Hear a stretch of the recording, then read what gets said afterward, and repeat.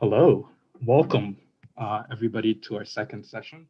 We're having people come in now, and it looks like we're up to 900 and past 900. Um, this means that we will have a YouTube live link posted on the Urge Twitter page as well as on the website once we get to over 1,000.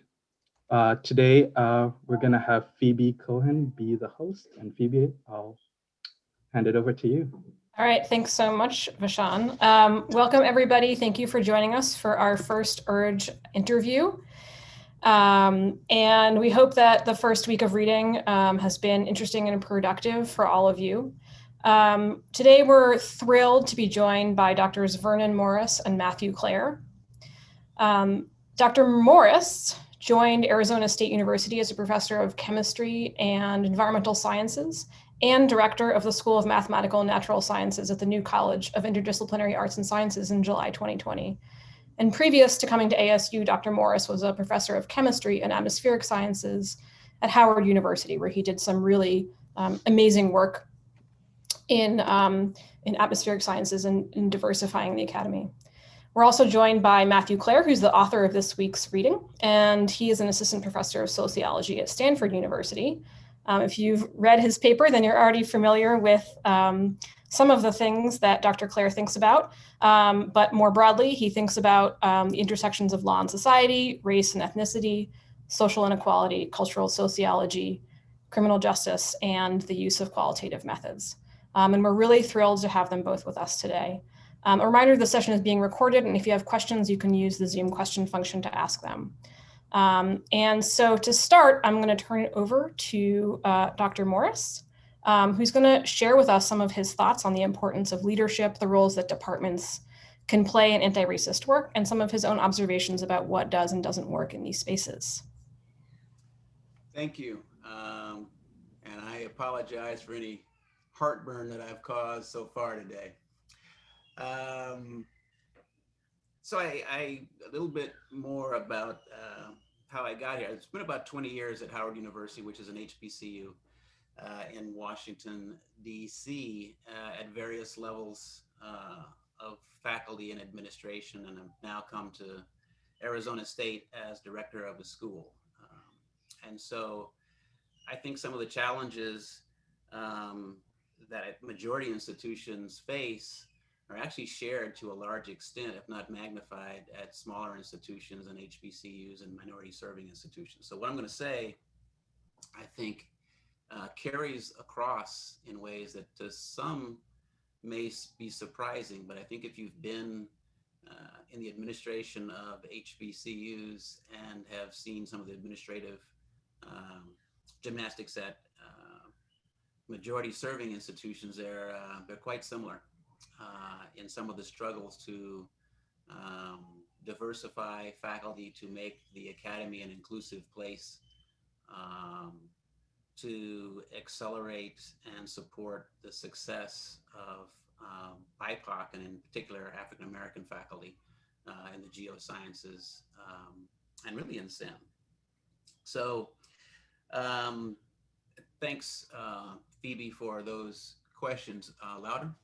Let me see, I can try to turn myself up too, if that helps. Is that better? Is that a little bit louder? Or I can talk louder, I think, too, if that helps. Okay, I get some nods. So the first question, how can the privileged, the academic leadership serve as better institutional allies to BIPOC plus students and faculty? And how, the importance of taking a stand. I think one of the first things that has to be taken to heart is that these are systemic problems. And so what you do as an individual is important, and there should be leadership from an individual perspective, but you have to go in understanding that there probably are going to have to be systemic changes in practice, changes in policy that have to reverberate beyond your unit. You have to be prepared to try to make impact beyond your unit and certainly beyond the individual.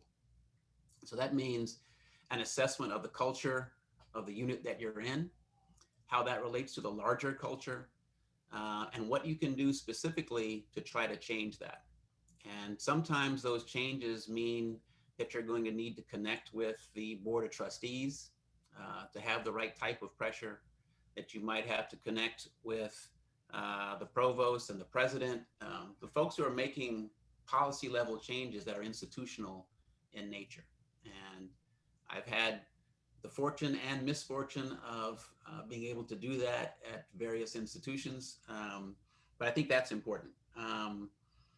You've got to, I think, understand that the road to equity in the academy is fraught with as many barriers and dangers and resistance as the road to equity in the broader community, that there's far more failures than there are going to be successes, and that each success is going to be almost be immediately challenged and pushed back against. And I think if you don't go in with that mindset, that, you know, a win is a win, and we're going to build from that next year, we're going to build from that in the next 5 years, that just has never been the case.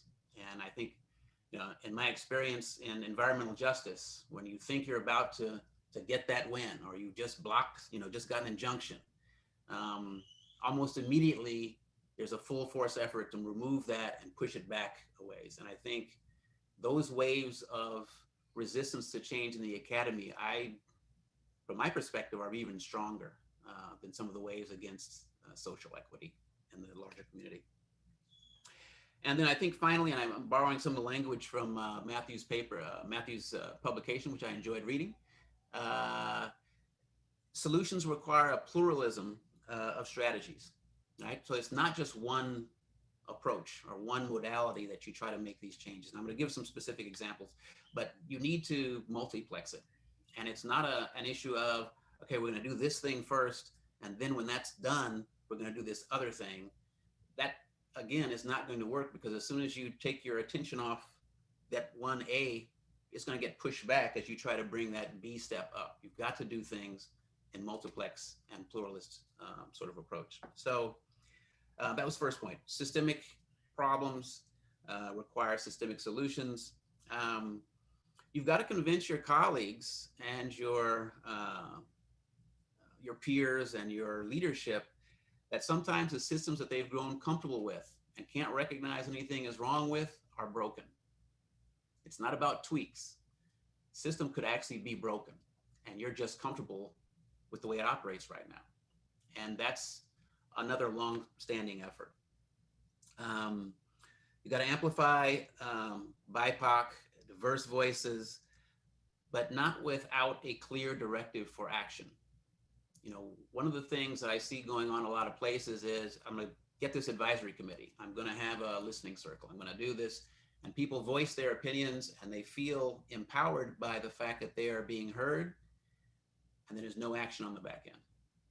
There's no plan for action, even on the front end. And I think those things, again, that's why I talk about multiplexing. You've got to be developing the plans to enact change as you bring in these voices, as you amplify more voices. So I think it's good to have advisory groups.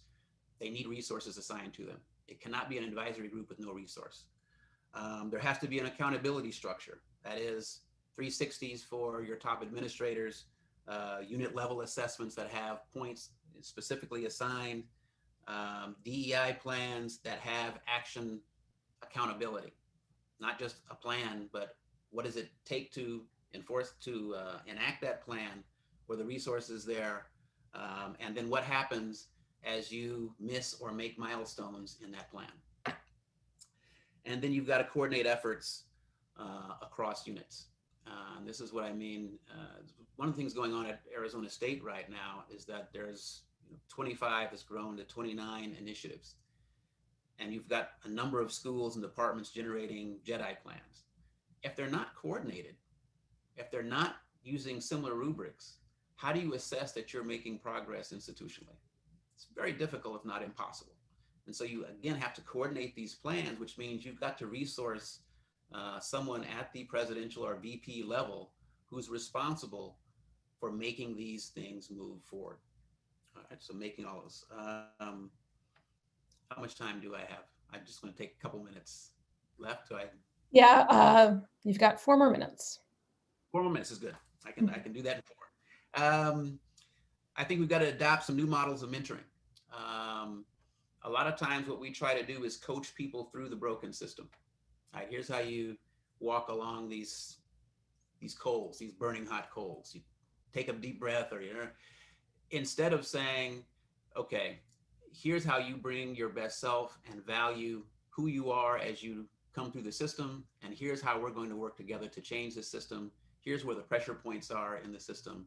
And instead of just saying, the system's not going to change, so deal with it, you have to try to get people to recognize where the barriers are, and at the same time try to remove those barriers, so that there are feedback loops in that mentorship or that coaching, mentoring relationship, where if there are barriers that I can't see as I coach or help or assist, inform me so that I can now go back to the system as a leader and say, look, these are the things that we have to change.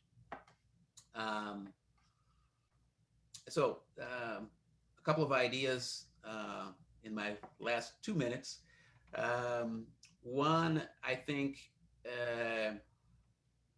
hiring BIPOC faculty has to be part of the solution. It just is, and not just at the junior level. There's got to be targeted opportunity hires where you bring in representation at the VP level, at the dean levels, at the provost levels, all along, so that you can get this coordination of people who want to amplify these voices in these programs. You can develop accountability by having double-blind reviews of diversity statements. You require diversity statements for absolutely every position. There needs to be a rubric for that. And instead of having faculty who've never looked at a diversity statement make those evaluations on, Happy Talk, you can actually have Black students do blind reviews of those. Require specificity, right? Require points on that. And there are some very nice rubrics that are out there. You got to make changes to the P&T process. Again, I think there are schools of public policy that already have models that can be used in STEM and in geosciences on how to value public-facing work, community action, even if it's internal-facing community action. I think hopefully there'll be a lot of rich questions where we can come back to these things, but I do think that an enforcement of a difference in mentoring models changing to critical mentoring, where it's more nuanced, a more nuanced approach to assisting with the success of BIPOC plus faculty. So thanks. Thank you. That was really awesome. And we really appreciate the specific ideas and suggestions you had, since URGE is really about, action, changing policy, not just learning, which is important, but that's not enough, right? So thank you. I appreciate that. Okay, so we're going to turn it over now to Dr. Claire. Who's going to talk a little bit more about the words and the language that we use in these conversations and how important it is to have common ground on what we mean when we talk about racism. So thanks for the introduction. Thanks to Dr. Morris also for being sort of a co-panelist with me. I'm excited to engage with you and learning a lot from you. I am a junior faculty member, so I'm learning a lot about how change works within the academy. I also, before I begin, just want to acknowledge the loss of life that brought us here today. I see there are more than 1,000 participants. And, the killings of George Floyd, Breonna Taylor, Tony McDade, so many other Black people, Indigenous people by police that has galvanized a movement has really sort of been the impetus that has made many of these conversations across institutional spaces happen. And I just want to acknowledge that. So you read one of my articles on racism. I believe you read the one that I wrote with my co-author when I was a graduate student. And at that time, this was before the election of Donald Trump and the election across Western countries of white nationalist, sympathetic, if not themselves, politicians and political leaders. So in many ways, some of what we were discussing such as the decline in overt racism, we see it has actually reemerged in many ways since we wrote that article. But I'm just going to start by just sort of giving you definitions of key terms that I hope will guide your analysis today and throughout the rest of the sessions with URGE. So first, how should we think about racism without first defining race? So race is defined as a social construct used to differentiate people into groups on the basis of immutable or phenotypical characteristics, such as one's skin color, the shape of one's eyes, their hair texture. And these phenotypic markers have no genetic relationship to differences in behavior or intelligence or things that we think matter in social life. However, a classification system has emerged during European colonization, the slave trade, the spread of capitalism throughout the West, that has made these categories or has imbued them with social significance and also has hierarchized them. So race becomes racism, and race is really defined and rooted in the existence of racism because the classification scheme was developed in many ways in order to justify and also reproduce forms of domination and exploitation of groups that were racialized. So racism can be defined as an ideology of racial inferiority that generates or reproduces racial domination and exploitation. And this happens at various levels. So I'll get there in a minute. But before doing that, I want to mention white supremacy, which is another term that is often used when people talk about racism. So white supremacy is the specific form of racism that is dominant in the United States and many Western countries and really globally today. White supremacy means that racism in its form places white people at the top of the racial ordering or hierarchy, therefore reproducing domination and exploitation systemically in favor of people who are racialized as white. And I intentionally say racialized as white because the category of whiteness has expanded and contracted across time and does so even for people as they move across borders. Now, racial discrimination, as many social scientists define it, is really the behavioral act. So we could think of racism as containing an ideology, which is in our heads, and then a behavioral action or actions, which would be using that ideology to treat people unequally. And so that's how we get to racial discrimination, which is defined as the unequal treatment of individuals on the basis of their racial group membership. So often we assume, and we have measured this as social scientists, that there tends to be a tight connection between racism as an ideology and then behavioral forms of racism. So a person who may hold prejudiced attitudes or antipathy against one group will be more likely than a person who doesn't hold that to discriminate in various ways in interpersonal interactions, in the employment and hiring context, in the criminal legal system, which I studied, than people who do not hold those individual level beliefs. Racial discrimination, though, is not always negative. So it can have positive or pro-social aspects to it.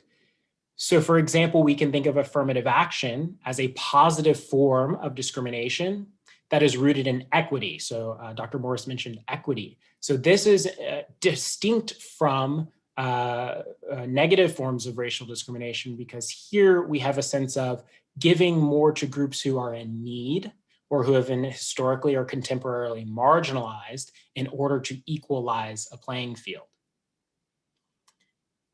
And then I think it's important to differentiate the levels, as I mentioned, of racism. So Dr. Morris talked about structural changes as being really important, and that's because much of racism operates at the structural level, even when individuals are well-intentioned or unaware of biases that they may have. So one level that racism operates is the individual level. This is the most common way that people think about racism in the public mind, and also how scholars used to historically study racism. They used to tend to just study it at the individual level, especially in the middle of the 20th century. So individual level racism is personal prejudice that favors one group over another. And we can think of several forms of individual racism. We can think of blatant or overt racism. So this is intentional and it's explicit. This is the type of racism where someone says to you, I believe that other groups are inferior than my group.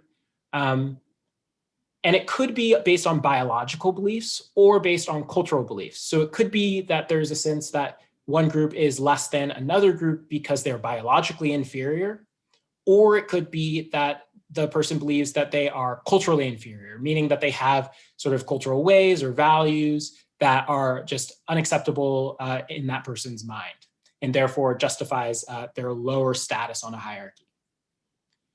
Covert racism is slightly different. Covert racism is also intentional, but it's not made explicit. So this is where someone may actually believe that some groups are inferior to others, but they are not going to explicitly tell you that. They're not going to tell a survey methodologist that. They're not going to tell their family or friends that even, and certainly not their coworkers. Implicit bias is where there's no intention at the individual level, but perhaps there is, and this can be measured, of course, through the implicit association test, there is an unconscious association between good, warm feelings for one group over another that they may have negative feelings toward. The next level of analysis, and there are sort of three main ones. The second level of analysis is institutional. So this is institutional racism, was sort of defined really in the 60s and then has been sort of specified in various ways. But typically, this is where organizational systems and practices systematically favor one group over another in an unjust way. So a classic example from what I study is sort of the crack cocaine sentencing disparity. This disparity still exists, although it was reduced during the Obama administration. But basically, this is the idea that on its face, this practice is an organizational or institutional practice within the legal system that is technically race neutral, but in practice, it disadvantages Black drug users in comparison to white drug users, because Black drug users are more likely on average to use crack cocaine rather than powder cocaine compared to white drug users. And so even though these substances are basically the same, although there are arguments that they weren't, which were also racialized, the disparate treatment within the legal system is a form of institutional racism. Now, systemic racism is sort of the third level of analysis or type of racism. This is thinking about institutional racism in interlocking and recursive ways. So we can think of institutional racism in the criminal legal system. We can think of it in the education system. We can think of it in the housing and labor markets. Systemic racism is really trying to understand and think about how these institutions interact and reproduce systems of racial discrimination in ways that maintain hierarchy and entrench racial inequalities. So for example, if we think about discrimination in policing, leading to a greater likelihood of someone who's Black, Latinx, or Indigenous having a criminal record, and then the greater likelihood that they have a criminal record having implications for their ability to obtain a job in the labor market, which then has implications for the types of houses they might get in the housing market or discrimination they may face based on their criminal legal record. In this way, we can see how these forms of inequality reproduce and re-entrench and further entrench racial inequalities. So I'll stop there, but I look forward to talking about these and other types of questions that you might have about terms as you move forward. Thank you so much, Dr. Claire. That was really helpful. Before we get into questions, and we've already got some really great questions, so keep them coming, we're going to watch a short video by Dr. Jane Willenbring. And she's created a really moving piece for us that talks about how to find your voice as an activist in your institution or in your discipline. So it's about 5 minutes long. And during that time, feel free to pop additional questions into the Q&A. And after the video is over, we'll return to Drs. Claire and Morris and try to get some of your questions answered. Although we probably won't have time for all of them because we're getting a lot of really wonderful ones coming in. Okay, Matt, can you cue up the video, please? Thank you. Hi, everyone. So a couple years before I was born, I guess, John Rawls wrote A Theory of Justice, one of the most important nonfiction books I've ever read, and maybe that's been written. Rawls's view is that just policies, like policies involving justice, should be designed behind an imaginary veil of ignorance. So this veil of ignorance is a sort of thought experiment. Okay, so imagine a university or organization, and they meet together to decide on the rules that govern them. But here's the trick. No one would know what position they had in that organization. So you could be the department chair, you could be the vice provost or undergrad, or you could be the janitor. And so Rawls' argument is that the policies that people would agree on from behind the veil would be just, because people wouldn't make decisions based on self-interest. They would make decisions based on what was fair for everybody, just in case they got, one of the lower positions. And so his big idea was that institutional injustice stems from the rules being written by powerful people who benefit from those rules. That pretty much seems right, doesn't it? So some of you might recognize me as kind of a poster child for sexual harassment in STEM. I hope that's not the case. I have a name, Jane Willenbring. I'm an associate professor of geological sciences at Stanford University. And if you've seen the documentary film, Picture a Scientist, you might remember that the beginning starts out with me talking about how I discovered my why. So what do I mean by that? So for almost 2 decades, I'd been keeping my mouth shut about being sexually harassed and keeping my mouth shut about pretty much everything unjust in academia. Head down, pushing through, doing my work, keeping quiet, trying not to make waves, trying not to think about what I'd experienced. Then my 3-year-old daughter said that she wanted to be a scientist, and that sort of threw me for a loop. Actually, it totally wrecked me. And it became really clear that it wasn't just enough to support women, show them the path that I'd taken, hire them, tell other people to hire them, although those things are good. Felt like I had to do something else, something more structural. I wanted to change the system that allowed someone like him to treat some women like trash for 20 years. So it's weird. I knew my what I should do for a long time, but until my daughter came along, I didn't have what I call my why. And I'm fast forwarding to the summer of 2020, and a cop has his knee on George Floyd's neck while his cop buddies hold him down, murdering him as he calls out for his mom. And I'm thinking about this veil because there was a time when my daughter was in utero when I didn't know if she would be a boy or a girl. I didn't know if she would have brown skin like her dad or look more like me, like a white lady. So now I do a lot of thinking about that. But for a long time, I just thought about justice, and I thought about race. I went to seminars, read a bunch of books, and I kind of like talked the talk. And then in 2020, I feel like I found my why. I feel like I found my purpose. And now it seems like just when I decided that I found my why with regard to helping women in STEM, now I feel like I found my why, and it's not so important exactly what I do, because I know that everything that is a what that I do will be for the benefit of improving justice in STEM.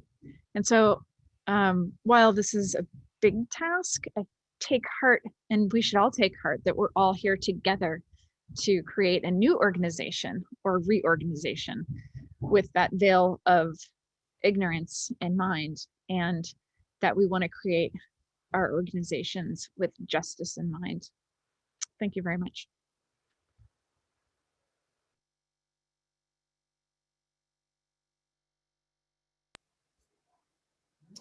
All right, so hopefully that video gave you a little bit to think about. And we've got many excellent questions. So I'm going to start with one that's, I think, best answered by Vernon. So get ready, Dr. Morris. Where do you see disconnects between what departments want to do, seeking change, and higher administrative levels, especially in sort of large, cumbersome institutions? And how can change happen at the department level when there's resistance from above? Or how can we ameliorate some of that resistance from above? Okay. So let me answer the second question first, and I'm going to come back and I may have to ask you to repeat the first question. How do departments make an impact when there's resistance above? So one of the things that most departments have the wherewithal to do is determine your bylaws. You have the wherewithal within a department to develop a strategic plan that you're going, a DEI strategic plan or an equity strategic plan that you're going to enact and enforce.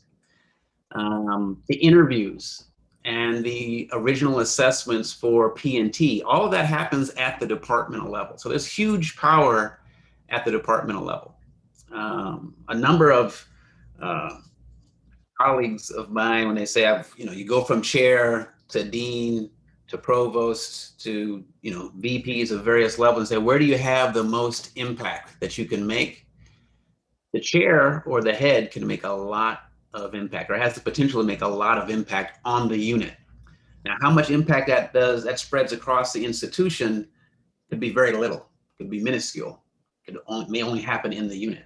But if you're talking about is the department empowered to make changes at the department level? Absolutely. Absolutely. The recruitment process for how you find candidates, how you assess candidates, those are happening at unit level. So there's huge power there. And it's unlikely that there's going to be resistance to how you change those types of decisions at any higher level. Admissions decisions, how you support students and faculty who come in to enable their success. All of that can happen within the unit and should happen within the unit, actually. So I hopefully that addresses the second question. Power, as I can roughly define it, is your ability to influence the decisions that you want to have made, period. That's what the power. You can do that at the unit level. Now, if you want to have institutional wide change as a unit, hey, we're, this way, we collaborate with that unit over there, and we want that unit to do the same thing. Okay, that's going to happen up above at the school director level, or at the dean level, or at the provost level, depending on the structure of the university. And that's when alliances up the power hierarchy are absolutely necessary. And sometimes you've got to make those alliances or build those alliances at the board of trustee level. A lot of times we don't talk about things that the faculty senate may have, direct engagement with boards of trustees, or when you don't have faculty senates, faculty unions. But if you can imagine that a board of trustees or a board of regents that influences the institution's mission and direction, values equity, values diversity at the faculty and student levels, it's hard for me to believe that everybody wouldn't get in line. But we never go to them to make pressure. And I think that's, if you want to make sure that things happen throughout the power column, tack the head. Awesome. No, that was super helpful. And also, one thing I wanted to add was you talked earlier about the importance of departments coming together, right? I think that's another good way to get the attention of the administration, is for there to not just be the geoscience department, but all the, STEM programs or whatever. Thank you. Okay, changing gears a little bit. Another question. I'm interested in the concepts of competition among groups as influencing racism. How do we combat the feeling of competition and loss of scarce resources among groups? Yeah, that's, I guess that's really directed at me. That's a key and huge problem. It's sort of the fundamental basis, really, of racism was a period of colonialism, slavery, extraction from colonies. And its current justification today is very much, especially as we see sort of the increase of rise of white nationalism in response to immigrant group threat, perceived immigrant group threat, perceptions of economic threat. So I think one way forward, and I've really been inspired by some of the work of scholars such as the book Deaths of Despair, and then also the work on the book Dying of Whiteness by Jonathan, I think his last name is Metzl, who's at Vanderbilt.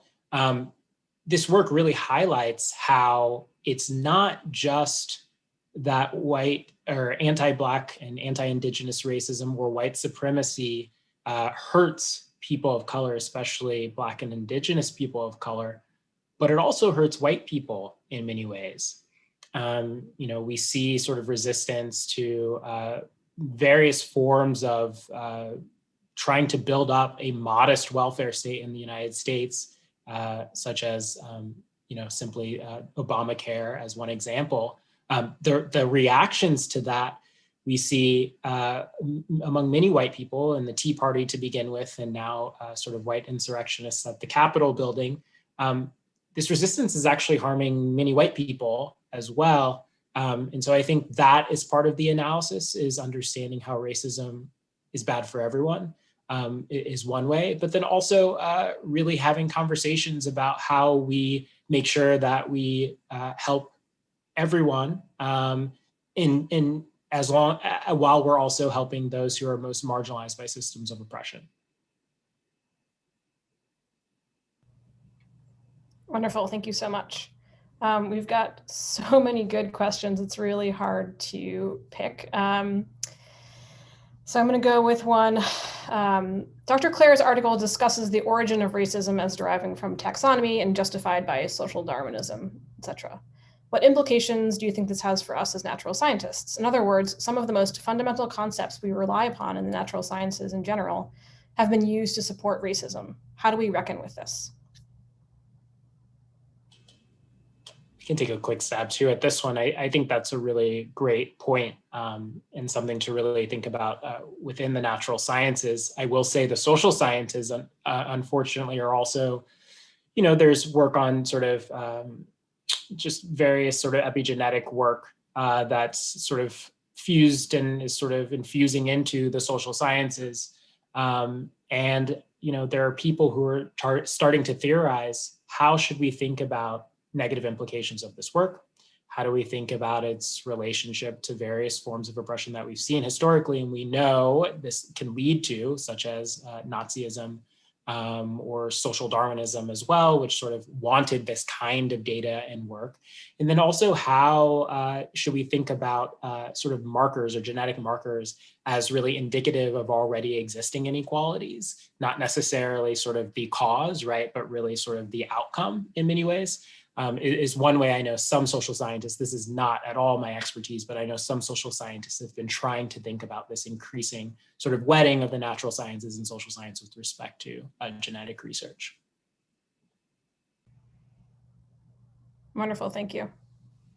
If I could just quickly add onto that, I think you can always weaponize partial information. And I think one of our responsibilities as scientists, be it natural scientists or physical scientists or social scientists, behavioral scientists, is being aware of the history of weaponizing information and knowledge, especially in the technical arena. And that privilege and that power has been used to detriment for a lot of the time. But our voices should be used to make sure that the current understanding is that there is no scientific basis for race. It does not exist. It's like witchcraft or racecraft, as one of the books says. And let's expose that. But you have at the same time popular imagination or what have you to say that these things have value. And ultimately, when people believe something has value, it has value. But that's one of the responsibilities, I think, for scientists of color and allies of scientists of color to be very vocal and upfront about when something is simply being used as subterfuge or distraction with scientific terms versus science. There is no science in race, period. And we need to say that and be clear about that. And I think geosciences has some problems that the natural sciences don't have. I think Matthew talked about that in terms of being highly extractive in its development. We go in and we want the natural resources. And so if a person is there, we have to dehumanize them because we need them out of the way so we can get those resources. And we have to be cognizant of the history of the development of science, where these things have then said, because we're looking for resources and we're commodifying the earth system, we ultimately have to commodify people so that power can be maintained by a technical advantage. Understanding the history is really important. It's one thing I didn't understand earlier. Science is science. I'm just going to get these facts. I'm going to be good. The history of how you got those facts and understood those things really dictates how they're used. And so you have to be cognizant of history. As a scientist, you must be cognizant of history as well. Thank you, Dr. Morris. That was really, really powerful and really resonated. The next one is, I think, potentially for both of you, especially Matthew in your position as a pre-tenure faculty member. How can one, as an early career faculty member who is non-white, juggle tenure track ladder as well as service, working with students and faculty and administration to achieve diversity goals? Should I now be or feel compelled to sit on diversity committees, being one of the few non-white faculty members?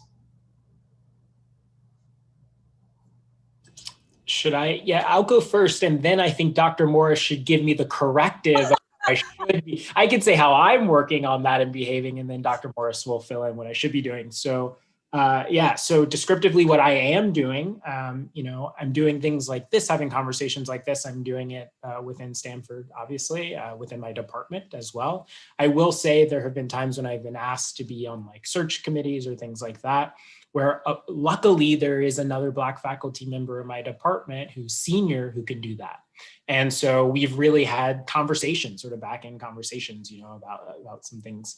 And so I think that's important for faculty of color, if you have a mentor in the department, to really hope that they are senior and they can sort of take a lot of the burden. But if not, if you're the only one, there are things that I've decided to do that I think are just important and that are meaningful and that will hopefully be able to help people. But what I tend to do is try to make sure there's some type of either recognition that will be sort of made plain at the tenure moment, or some material compensation for my time and my efforts. And I think increasingly that's becoming known that should be a thing. So it actually hasn't been as hard as I've been told that it might be when I first started as a junior faculty member 2 years ago. And so that's sort of what I do. But Dr. Morris, tell me what I should be doing. Tell me what we should be doing. Thanks for that lead-in. When I get or hear questions like this, my typical answer is that this is not a you problem. And it's not an us problem, it's a we problem. There's no reason for the only people to be asked for these duties, for these committees, or the first people even, to be the faculty of color. And as a departmental leader or a unit leader, that has to be an equalized burden. You know, if we have allies, those allies should be stepping up to say, look, we'll take this.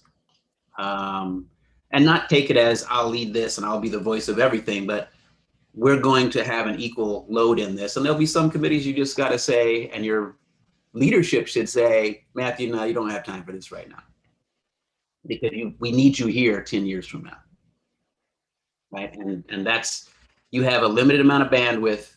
You've got to pick and choose what you put into that bandwidth, and then that is going to breathe sometimes. Sometimes you're going to be doing a little bit more, and sometimes a little bit less, depending on what the milestones are and what you're trying to do personally.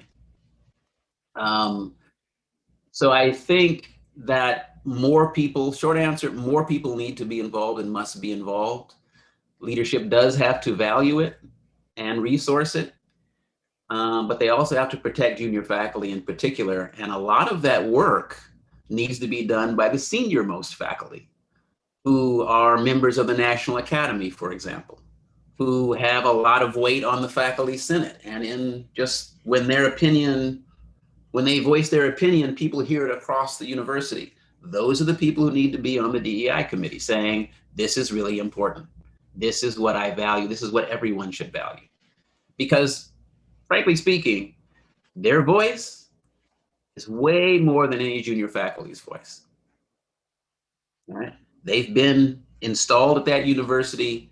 They're going to have the gravitas to make sure that these changes are longstanding when they commit. What's been the failure a lot of times, they don't commit. They sit back, wait for someone else to do the work. Right? They're not talking to the president or their friends on the board of trustees. I'm gonna keep banging on the board of trustees and the board of regents, because the folks who talk with them a lot can make the changes that we need. They need to become true allies in this we problem. Because if the only people who are working on it, it becomes essentialized to those people working. It's those people, it's them over there. It's that junior faculty, Matthew. He needs to get this, if he can, make this work, it'll be great for us. No, that's not the way to think about it. And so as a unit leader, I try to get heavy involvement by the most senior faculty that I have. Thank you so much. So all the senior faculty and chairs listening to this right now, you've got your mission now. And I hope you've taken Dr. Morris's words to heart. The next question, I think, is back in Matthew's court, which is a couple of questions about the idea of color blindness as being a form of racism. And this is something that I think many of us encounter with white colleagues. So sort of talking a little bit more about that concept and how we might go around about counteracting that instinct to say, oh, well, I don't see color. Yeah, so colorblind racism, the term itself is from Eduardo Bonilla Silva's work. Racism Without Racists is the title of his book, but he's also written several articles about colorblind racism, and there's actually been a profusion of literature on colorblind racism. But it's also similarly related to other forms of new racisms that are cultural justifications or logics or ideas that are used in order to justify existing racial inequalities. There are various facets of colorblind racism in Bonilla Silva's articulation. There's also laissez-faire racism, which Larry Bobo developed, which really has a structural critique of colorblind racism, suggesting that these logics are rooted in a desire to maintain racial hierarchies and political economic advantages among white people. So it's not just an actual sort of ignorant, innocence, it's really a willful ignorance and sort of undergirding realization that these inequalities by race are actually not, things that should exist. There are various types and scripts and ways that this work, but they tend to be sort of cultural justifications for inequality between people of color and white people.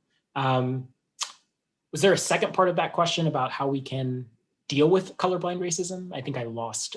Yeah, or maybe, if you're having a conversation in your pod, let's say with a colleague who brings this up, what are some ways that you can maybe point that person in a different direction? Yeah, it's difficult, but I think sort of at the individual level, I think unmasking how race group differences are manufactured and socially constructed.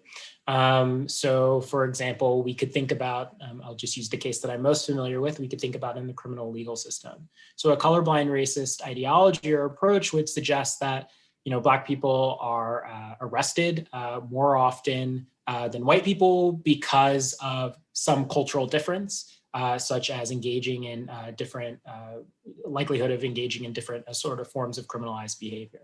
And so in order to unmask that, you really have to have a structural critique and analysis of the ways that group differences in perceived criminalized behaviors exist, but then also talk about top-down forms of racial discrimination with respect to policing, the way police shift resources to certain communities and not to others, and how there are negative forms of resources and positive forms of resources in policing.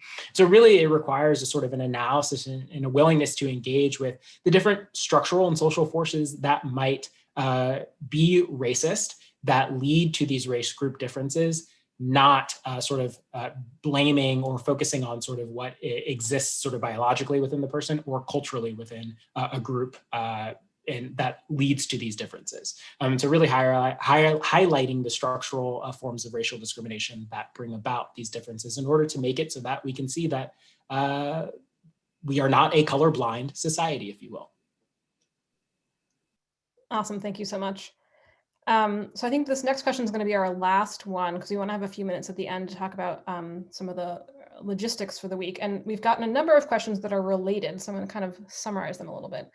Essentially, the question is, how do you respond to folks, especially those in power, who believe there is nothing wrong or nothing to fix? So how do you convince them that the experiences of Black and Indigenous and people of color in their departments are real, that there are real problems, and that often it's the senior faculty who are less willing or able to understand systemic racism than junior faculty or graduate students. So, there's a couple of things going on here. There's the power dynamics between those who maybe are on board and those who are not. And then how do you basically convince someone of the reality of a problem without, parading people's pain? I can take a stab first, and I think it would be great for Dr. Morris to actually finish us off. So, I'll say I think one way to do this is to have a linguistic shift away from inequality or things being unequal to things being unjust, or there being injustice, or there being a lack of equity. And so that shift really places an analysis and an invitation for people to really have a conversation, not just about sort of what are group differences, but why are they there? So how did they come about? And then also, could they be remedied? So really a focus on shifting from inequality to injustice. Injustice is a difference that could be remedied if our society operated differently, if we made social structures differently. Whereas an inequality could exist, such as between people based on height. That can't be remedied necessarily by a change in social structure, right? But inequalities based on race certainly can, because there are no biological differences between racial groups who are characterized by random phenotypical differences, right? And so having that kind of shift in what the problem is, or the problem diagnosis, could really lead to, I think, a more fruitful conversation about ways to convince people that, oh yeah, the lack of Black or Indigenous faculty in this department is not something that would exist unless there were some form of injustice bringing that about, either historically or contemporarily. Yeah, thanks. I think that's a great perspective, is to interrogate the question that's being asked. Because if you do that, one, you can be clear, both parties can be clear on what you're actually talking about. A lot of times when you just sort of respond to perceived bias or prejudice or resistance to change, you're not communicating with that person where they are. And so one of the things that I found has been helpful is just trying to figure out how to have a conversation where both parties are actually listening to each other. And that's nuanced, and that's going to be situationally dependent. But once you can get to a place where you're actually listening to each other, and I think by changing the question, changing the focus away from something that can't be changed to something that can be changed is really important. But also trying to get people to stop being defensive about what they're going to lose, right? Because if you're, two things that no one really listens once they see it coming is a threat to one's goodness. You're a racist, no one's listening anymore. Or you're going to lose out in this equation, try to get some money for, no more listening. So you've got to shift the question where you're in a space where you can communicate without the defensiveness. And I think this is where sometimes having more diverse leadership can help, because that power dynamic that often happens when a Black person is trying to speak in the academy is like this. That doesn't work a whole lot of times. But if you're communicating, it's always like this. And of course, if you've got a position of power, sometimes it's like that, and that doesn't hurt at any point in time. I think the other thing is you got a couple of different strategies for people. Some people need to see the value proposition, right? They got to see, what is the value in this change that you're talking about? What is the value in this conversation that we're happening? What is the value in understanding this problem as it's framed? And so getting people to value other people is very important, because I think a lot of the, if you can change the conversation to that, a lot more people listen. I find when I share and get more intimate with the problem at my level as a leader, so I talk from the leadership perspective and say, I actually understand what students are going through, and this is why. I resonate with George Floyd getting killed because he doesn't look too much different than me. I've been where he's been. And as a academic leader saying that to other deans and provosts, people start to say, oh, okay, whoa. And it's different from the new hire who just came in, or it's different from the grad student who's saying, we need to organize and change this, this is not right. And so you have to get people to listen. And sometimes that means becoming a little more vulnerable than the typical academic leader tends to be.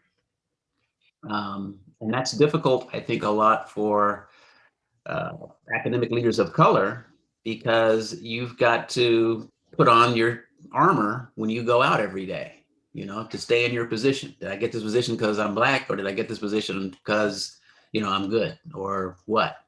And I think, again, speaking from my personal vantage point, you've got to take the armor off and try to communicate with people, because that's going to help get the communication going, get the listening going, and then ultimately change can happen at that point in time. So it's nuanced, I think, but you've got to, open up a little bit more than we typically see leadership opening up. Well, thank you so much. That was a really wonderful way to end, with a note on the power of being vulnerable. And I just want to say thank you so much to both Dr. Morris and Dr. Claire for taking the time to share your thoughts with us. We really, really appreciate it. And there's been so many amazing questions that we didn't get time to answer. So you'll probably both be getting emails from folks after this. So I'm going to turn it back over to Vishan, who's going to talk a little bit about logistics. We realize that some of you may need to go since we're at the half hour. And so thank you all for being here. And don't sign off just yet. Okay, thanks. Thank you, Phoebe, and thank you, Matt and Vernon, for a great conversation. And thank you for everybody who joined us. I'm just going to go quickly through some logistics. Um, it's been overwhelming. There's been a lot of interest in URGE, and we want to thank everybody truly from the bottom of our hearts. And we want you guys to keep joining us week after week on this journey towards becoming more anti-racist. We want to thank the National Science Foundation for funding this project. So we're working our way through some of the pods and putting them on our website. We have over 300 pods that signed up, and we're working our way through putting everything on the website. And so you can see yourselves and your pods represented on our maybe a couple of days from that. I'd like to remind the pod leaders to remember to have, and pod members to remember to have your scheduled individual group discussion meetings this week, as well as to talk about the deliverables. This week, the one that's due on Friday is, that agreement between your group members on to really how you're going to communicate with each other, how you're going to assign your deliverables, how you're going to create it, how you're going to lead, how you're going to talk to each other, etc. So that one's due on Friday. And we want to encourage you to continue working on, and some of you might be done already, getting the agreement between your institution, organizational leadership, and your pods, which will be due by the end of the second session. And the final thing that I'd like to say is the second session, which is begins next Monday. That one is on racism and individuals, where after we now know what the definitions of racism, the definition of racism is, or the various types of racism, we need to know where do we fit inside of that paradigm, and where do we fit inside the words racism. And the way the curriculum is designed is that we need to know what it is. Then we need to know where we fit inside the words. And then we need to look back at the history, as Vernon said, and understand how we got to where we got. And so next week we'll have two wonderful women, one focused on really on white privilege and racism and what it means, as well as a paper focused on a student experience in STEM disciplines and racism. And so we look forward to you guys joining us. We'll try to answer as much of the questions as possible. We update our facts very frequently, and so we'll do that. We'll follow up with questions, and we'll follow up with more instructions. And that's it from us at URGE. And I want to end by saying something that Ayanna Presley said. Ayanna said, policy is our love language. So please focus on using the data and information and the readings and the conversations to design policies that will cause or lead to real change in our discipline. Thank you, guys. We really appreciate you.